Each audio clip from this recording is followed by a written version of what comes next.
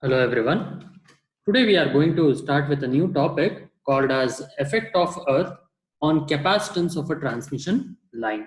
So as I told you, we had a single phase 2 wire line and assuming it to be a transmission line that is to be placed, and you have the forward path and the return path that is being present there on a transmission line there. So now considering these conductors to be A and B, we find out what is VAB first, and after finding out VAB we are going to have this with the capacitance term and the well-known equations which are being given there. So CAB, the capacitance of a single phase line, would have been given by pi epsilon naught ln of D by R.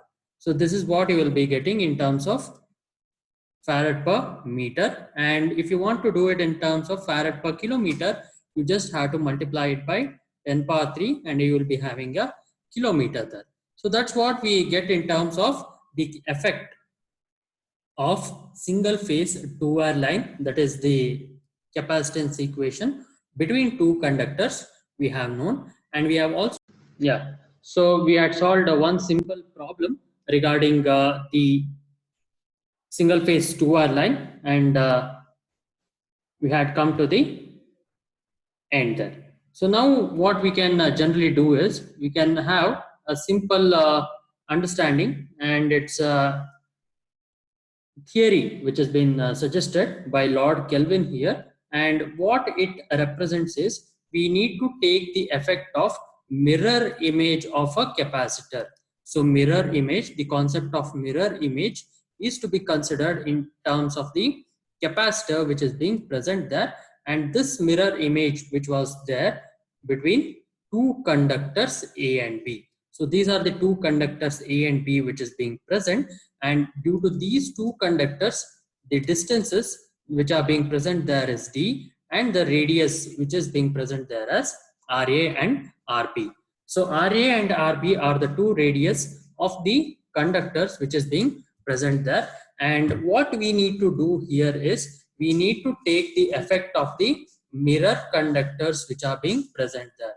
So assuming it as a ground, assuming it as a ground, the conductors are situated at a distance of say h meters from the ground level. So these are the situated. The conductors are being placed or situated or commissioned in such a way that it is at a height h, and the mirror image reflection of it from the ground level. So assuming it this one to be the ground level. So what you can generally do is, so these are the conductors A and B, and these are the mirror images of the conductor A dash and B dash which is being present there. So now the distance is said to be D between two conductors, that is, and also the mirror imaged conductors. So again this height is said to be h, yes, and this height is said to be h there. So what we are going to do in this derivation is we are going to calculate the potential difference again. So this is how we are going to work out, and first we are going to calculate the potential difference and later on the capacitance effect there. So let me go ahead with the theory concept now. The effect of earth which can be neglected while calculating the capacitance and the conductors which are assumed to be situated in free space. So free space generally represents epsilon r equals 1, and the actual conductors run parallel to the ground. The effect of earth can be assumed to behave like infinite or perfectly conducting plane. Due to this, the electric field of the line is to be changed. So taken this account of effect of earth on the calculation of the capacitance, so this method was generally suggested by Lord Kelvin in the first line. So next, moving on to the derivation, and I already told you, if two conductors carry equal and opposite charge, then there exists a zero potential. So always remember, if two conductors carry equal and opposite charge, the net effect will be equal to 0. So there exists a zero potential. So when I say net effect, so that is the effect, charge effect, which in turn makes the potential to be 0. So zero potential plane halfway between the conductors. Using this fact, it can be assumed that the field between the single head overhead transmission charged conductor and perfectly conducting plane the earth is identical with the field which would be produced by replacing the conducting plane by the hypothetical conductor similar to that of the original conductor. So what we can generally do is we can replace the ground. So taking this effect into ground. So and here you will be having these two conductors A, B and A dash and B dash. So this has been clearly depicted in the picture here. What I can generally show, this is the picture what we generally represent. So this is the height h from the ground and this is the height h which is the mirror image of the conductors. So which is height h, yeah, both the things are at height h and d is the distance between these two conductors which are being present. So it has been clearly told that these are the images of conductors, images of conductors A and B. So A and B are the original conductors, A dash and B dash are the image of the conductors, image of the conductors. So these are the terms which are being present there. And now the capacitance of a transmission line is affected by the presence of earth. Because of earth, the electric field of a line is being reduced. If we assume that the earth is a perfectly conductor in the form of a horizontal plane of infinite extent, we realize that the earth field of charged conductors above the earth is not the same as that it would be if the potential of the surface were not present. So considering the equipotential surface of the earth, these points are being stated there. So earth is said to be a perfect conductor in the form of a horizontal plane. So assuming not it as a sphere, over the length of the line, we say that the effect of earth is also to be considered. So the methods of imaging is considered while solving these type of problems. Again, let me take the single phase two-wire line, which is shown in the figure there. So considering these terms, we can generally go for the approach where you will be having the zero potential plane exist at the midway between two long parallel and oppositely charged conductors, say plus Q and minus Q respectively. If a conducting sheath of infinite dimension is placed at the zero potential plane, the electric field between the conductors is not affected. Also, if the conductors with the charge minus Q is now removed, then the electric field above the conducting sheet remains undisturbed while the electric field below it vanishes.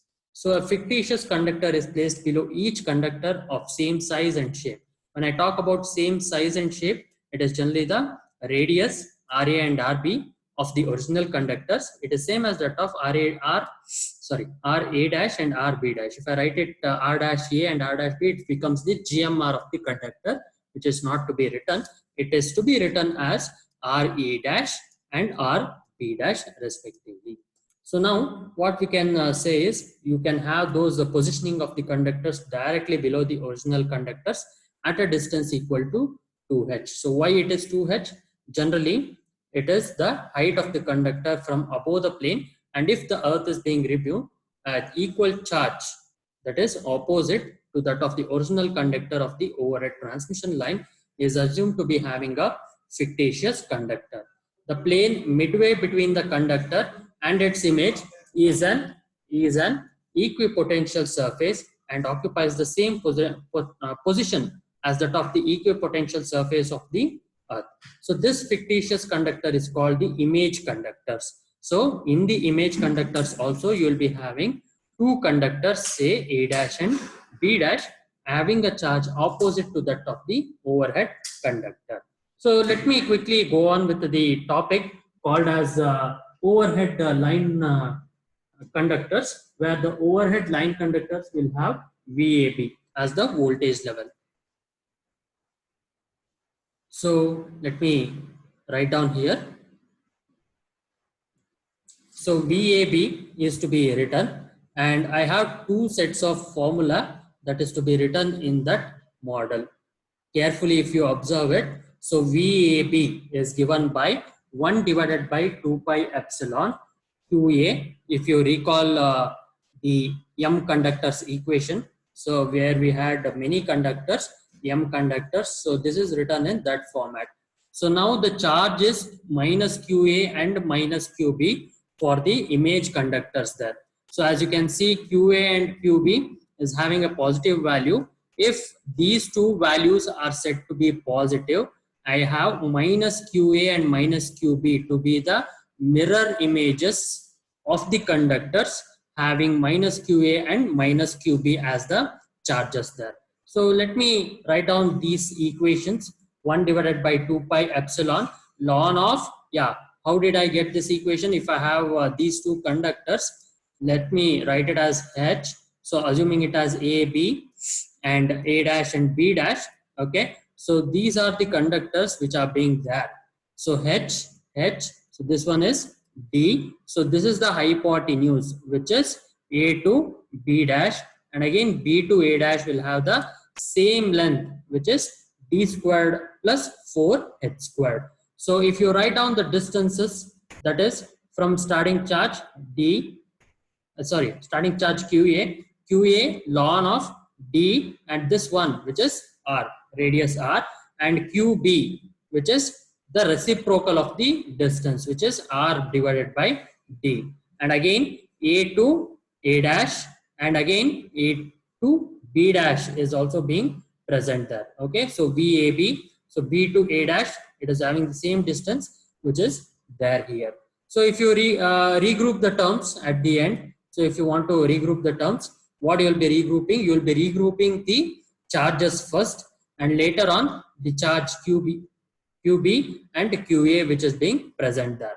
So both the charges are to be grouped. So let me mark this one as 1 and 2, and this one as 3, and this one as 4, which is to be present there. So regrouping the terms, let me write down here, regrouping the terms,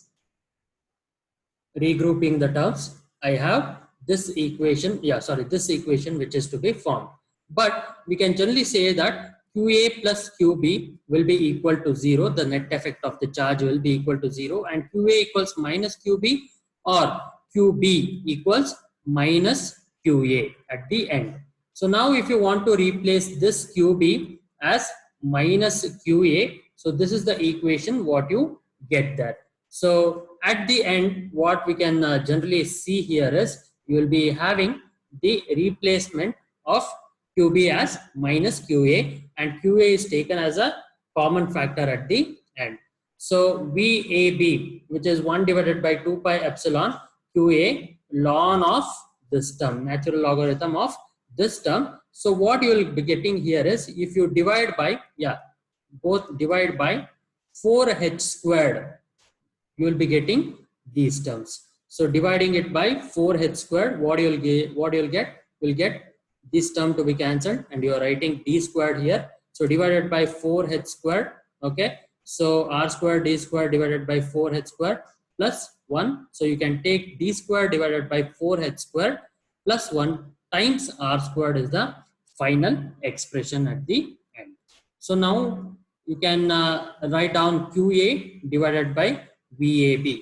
Capacitance of these two conductors is written as Q divided by VAB pi epsilon ln of D divided by R root of 1 plus D squared divided by 4H squared is the equation that you get at the end. So memorize this equation. So let me write down here again. QA divided by VAB equals pi epsilon divided by ln of D divided by R times root of 1 plus D squared divided by 4H squared at the end. So pi epsilon divided by ln of D divided by R root of 1 plus D squared divided by 4H square is the term which is being present there, which is expressed in terms of farad per meter again. So this is the expression at the end what we are going to get. And if you recall the steps again, you will come to know how did we take the effect of charge into consideration.